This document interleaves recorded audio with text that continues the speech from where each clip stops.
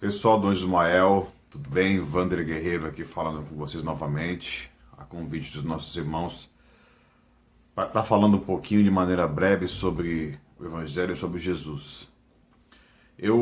Essa semana eu tive contato com algumas pessoas que me fizeram refletir muito sobre a questão de fazer o bem. Jesus falou que nós devemos fazer a caridade, que a tua mão direita não sabe o que a esquerda fez, ou vice-versa. E o sentimento de caridade na pandemia se tornou assim algo que explodiu, não é? Nós nunca vimos tantas ações sociais, tantas ações benéficas em prol daqueles que mais precisam. Isso foi muito bom, isso foi ótimo. Só que a caridade, quando você faz para um estranho, para um terceiro, é uma caridade benéfica muito boa, muito ótima. Só que existe uma questão muito mais delicada envolvendo a caridade quando ela é feita para pessoas que são próximas de nós ou que a gente ama. Quando você faz para um terceiro, quando você faz para um desconhecido, geralmente não surge aquele sentimento de expectativa que surge quando nós fazemos um bem para uma pessoa que é próxima de nós. Queira ou não queira, se cria uma certa expectativa por reciprocidade. O que é reciprocidade? É aquela coisa de que em algum momento a pessoa vai reconhecer ou vai fazer por mim também. Quando você tem isso de maneira oficial, isso não é caridade, torna troca de serviço. Ou seja, eu preciso do serviço de alguém e alguém faz esse serviço para mim, eu estou pagando, a pessoa se predispôs a fazer, então existe um contrato social, nem que seja de boca, para que aquilo seja feito e ambas as partes cumpram as suas partes do acordo. Na caridade não funciona dessa forma. Então, eu queria começar dizendo que, uma frase para a gente pensar, o bem que nós fazemos não é bom para ninguém. Meio polêmico, né? Meio estranho. Mas o bem que a gente faz não é bom para ninguém. Aí você pergunta, como assim não é bom para ninguém? Porque não pode não ser ou pode não ser bom para ninguém, por algumas variáveis. Primeira, eu posso estar fazendo um bem que eu acho que é um bem, mas não é aquilo que a pessoa precisa. Eu já vi casos, por exemplo, das pessoas fazendo assistência social, chegarem naquela casa, ver aquele quintal cheio de mato, aquela casinha caindo aos pedaços, aquela família pobre. Aí você diz assim, essa família aqui está precisando de ajuda. Vamos carpir o quintal, vamos varrer a calçada, vamos reformar, vamos pintar. É isso que a pessoa precisa. Aí você vai lá, junta aquele monte de gente, aquela coisa bonita, e tira foto, e posta no Instagram, e fazendo a caridade, e cuidando da casinha, e reformando. Daqui um ano, isso eu falo que já aconteceu, eu já vi. Daqui um ano a pessoa volta lá para ver como é que a família tá. E aí a casa tá mais quebrada do que antes, o mato tá mais alto do que antes, a sujeira tá maior do que antes. Aí a gente fala, quando faz esse ato de caridade, nossa, tá vendo como as pessoas são ingratas? Tá vendo como as pessoas não merecem nada? Estão naquela condição porque querem, e faz uma série de julgamentos que não vem ao caso. Mas o que será que aconteceu? Será que as pessoas são ingratas, interesseiras? E são. Tem muita gente na fila da caridade, esperando caridade por interesse, por preguiça, por uma condição moral infeliz. Mas também tem pessoas que estão naquela condição por algum outro motivo. Muitas vezes ela não quer o pão, ela não quer a marmitex, ela não quer a cesta básica, ela não quer a reforma da casa, ela não quer um sapato novo. Muitas vezes ela quer um abraço, uma conversa, um diálogo. Isso falando de terceiros. Na nossa vida em comum com as pessoas, isso se torna mais sensível ainda por conta dos laços emocionais próximos, né? Dos laços pessoais, os emocionais próximos. Então, quando eu faço um bem para um irmão, quando eu faço um bem para um marido, faço um bem para uma esposa, quando eu faço um bem para um filho, né, e eu não tenho esse reconhecimento que eu acho que deveria ter, eis aí que surgem então vários tipos de sentimentos, como raiva, revolta, frustração, depressão, angústia, enfim, uma série de sentimentos não muito bons, porque eu acho que eu fiz tanto pelo outro que na hora que eu precisei o outro não estava lá, ou muitas vezes nem agradeceu. Então isso cabe também o primeiro exemplo, que a gente faz muitas vezes alguma coisa para alguém porque a gente acredita que aquilo será o melhor para a pessoa. Mas o que será que ela quer? O que será que ela precisa? Quantos relacionamentos não terminam porque marido e esposa entram numa briga, uma briga monstruosa de cobranças, vamos colocar nesses termos mesmo, jogar na cara algumas coisas que foram feitas ao longo do relacionamento ou que são feitas, julgando que está se dedicando de corpo e alma fazendo aquilo que o outro quer, que o outro precisa e se dedicando. Mas será que é aquilo que o outro quer, o outro precisa? Será que é aquilo que ele deseja? Então vejam, eu parto do princípio do que acho que o outro precisa. Não é? Às vezes querendo fazer uma caridade, muitas vezes querendo fugir de mim mesmo, porque às vezes o sentimento do bem é uma fuga de si mesmo. Às vezes você não quer lidar com as suas questões íntimas e começa a realizar o bem translocadamente, como se isso fosse amenizar quem você é, ou amenizar o que você precisa fazer por você. Então muitas pessoas batem frustração no sentido de que você fez tanto bem para o outro, a pessoa fez tanto bem para as pessoas e hoje olha o que ela recebe. Hoje olha como ela está. Então não adianta fazer nada para ninguém, não adianta ser bom para ninguém.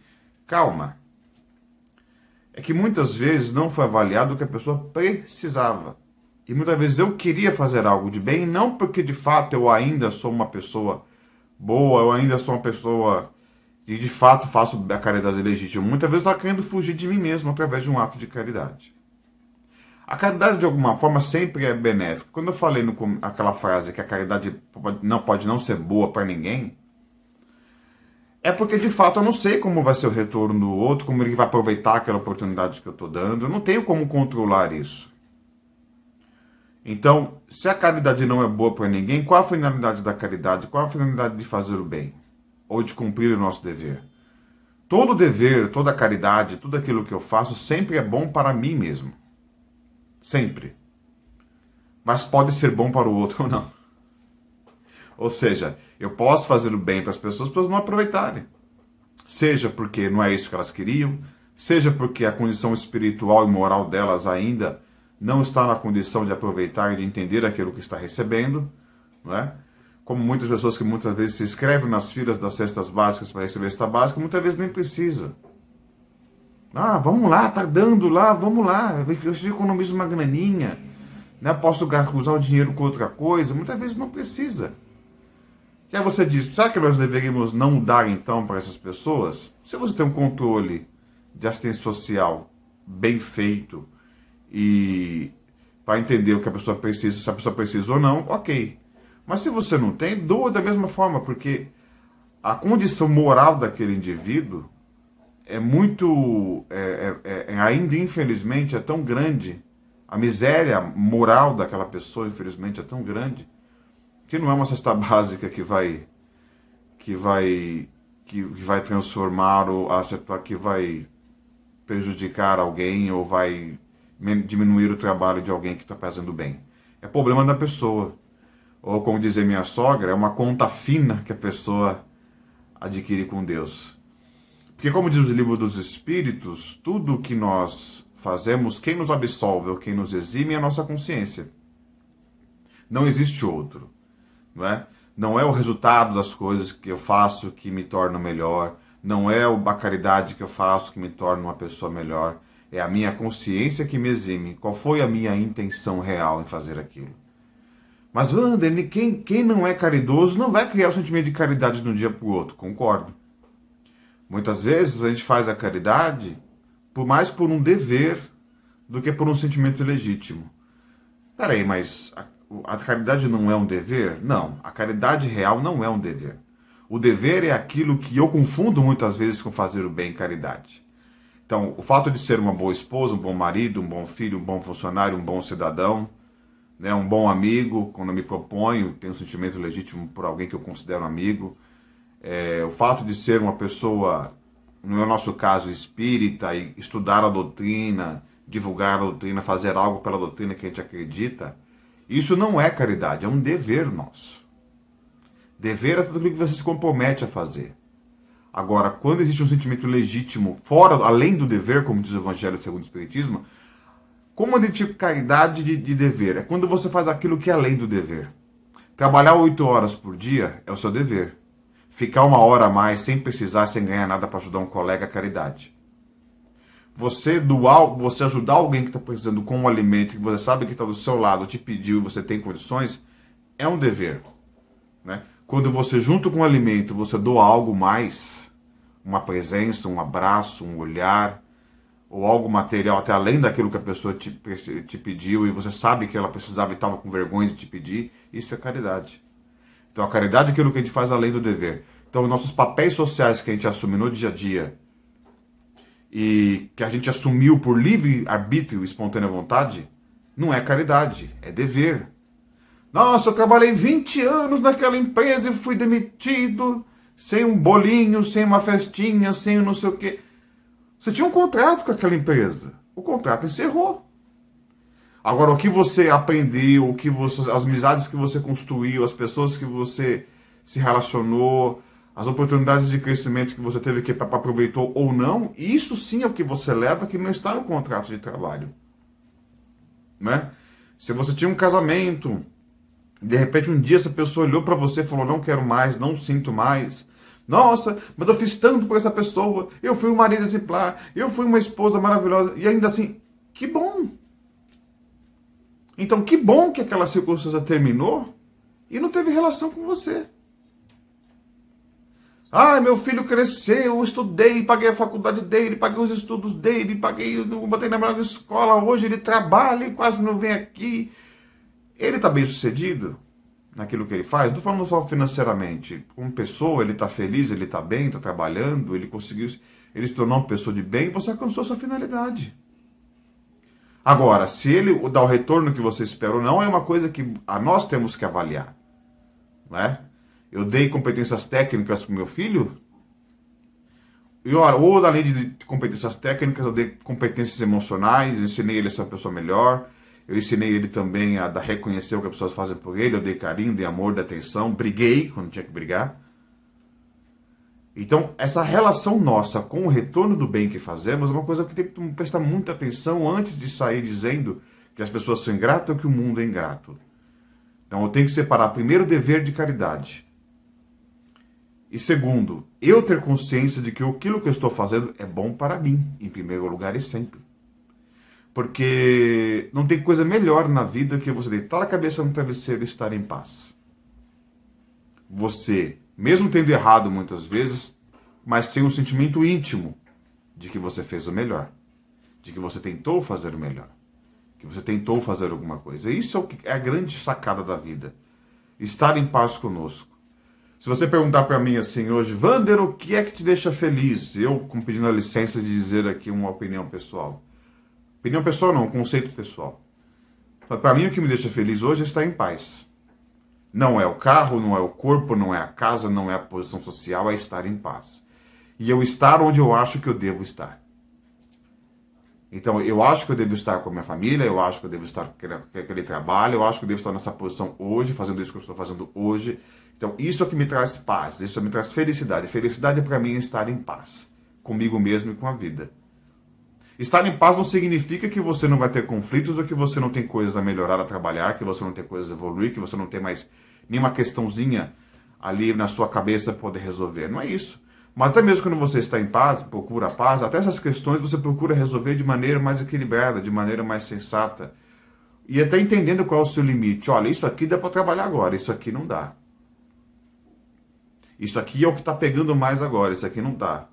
Então, por exemplo, entre você, se você é uma pessoa, vamos colocar um exemplo aí como o Wander, que às vezes que tem muito de ironia ainda, que por uma coisa por um lado é bom, mas que em alguns momentos pode atrapalhar, ser irônico, né? Entre a ironia e entre, por exemplo, eu ter dificuldade de montar uma disciplina, uma rotina, então, dos dois defeitos que eu preciso trabalhar, qual deles está me gerando mais impacto hoje? Caramba, é não ter uma rotina. Eu não tenho uma rotina de exercício físico, posso estar engordando, não tenho uma rotina de estudos, posso estar deixando minhas coisas de lado, não tenho uma rotina no meu trabalho, pode ser que eu esteja negligenciando alguns pontos do meu cronograma de trabalho. Então, entre a ironia e a indisciplina, eu vou trabalhar agora em disciplina. Né? A ironia, vamos trabalhando ela aos poucos, em algum outro momento a gente dá uma atenção para ela, ela não é um fator urgente. Não dá para a gente trabalhar todos os aspectos da nossa personalidade. Então, a caridade, ela entra um pouco nisso, no sentido de que Eu nunca fui caridoso, nunca olhei pro outro, nunca fui bom para ninguém. Pode ser isso. Pode ser que eu olhe para mim e reconheça que eu nunca fui essa pessoa atenciosa. Tem aquele comportamento bilioso. Bilioso é aquela pessoa simpática, legal, tira foto de todo mundo, na festa ele é simpático, no dia a dia você encontra ele na esquina do bar, no centro espírita, simpático e alegre, mas quando você chama para encher uma laje, meu amigo, hoje eu não posso. Eu tô muito ocupado. A rotina da minha casa é muito estressante. As pessoas... eu tenho tanta coisa pra fazer. Uma outra oportunidade, essa oportunidade não chega nunca. É o típico bilioso, né? Tá, ele é sempre legal, simpático, mas não peça nada pra ele. Então, muitas vezes você pode perceber, caramba, eu sou essa pessoa. Mas e aí? Fazer a caridade é um princípio nem religioso, é um princípio moral mesmo. E é um princípio divino. O Evangelho segundo o Espiritismo fala que a caridade é o ato mais próximo de Deus que nós podemos ter. Porque se nós pensarmos bem, nos avaliando e avaliando a nós enquanto indivíduos em evolução, o que Deus faz por nós é uma grande caridade. Como diz o Evangelho, o Livro dos Espíritos, uma frase que eu gosto muito de uma questão que eu não lembro agora o número: se Deus fosse nos punir, nós não sairíamos do lugar. Ou seja, se Deus fosse levar conta mesmo daquilo que a gente não mereceria nem 10% do que tem. Mas por que ele faz isso por nós? Porque ele é bonzinho? Não, porque ele tem uma compreensão e ele que nos criou. Ele sabe que a gente vai tropeçar. A gente sabe que a gente vai ainda dar muito trabalho. Ele sabe que a gente ainda vai. Né? Porque é um princípio de evolução. Como que eu vou punir alguém porque ela está evoluindo, está crescendo? Como que eu puno uma criança de 1 ano, 1 ano e meio porque não está conseguindo andar direito? Como que eu punir uma criança de 5 anos que bota um dedo na tomada? Porque ela não tem a verdadeira percepção daquilo. Nós somos crianças espirituais ainda, talvez ainda partindo para uma adolescência, mas ainda somos crianças espirituais. Então, nesse processo, quem está um pouquinho melhor tem o dever moral de ajudar o outro que não está numa condição tão boa assim. Eu evoluí um pouquinho em algum aspecto, então eu posso ajudar o outro naquele outro aspecto, então não. Ou então, mesmo achando que eu não tenho condições, eu trabalho com o outro e percebo que eu tenho condições. Muitas vezes ali movido pela culpa, pelo sentimento de culpa, de remorso, de falta de autoestima, eu acredito que eu não possa fazer nada por ninguém.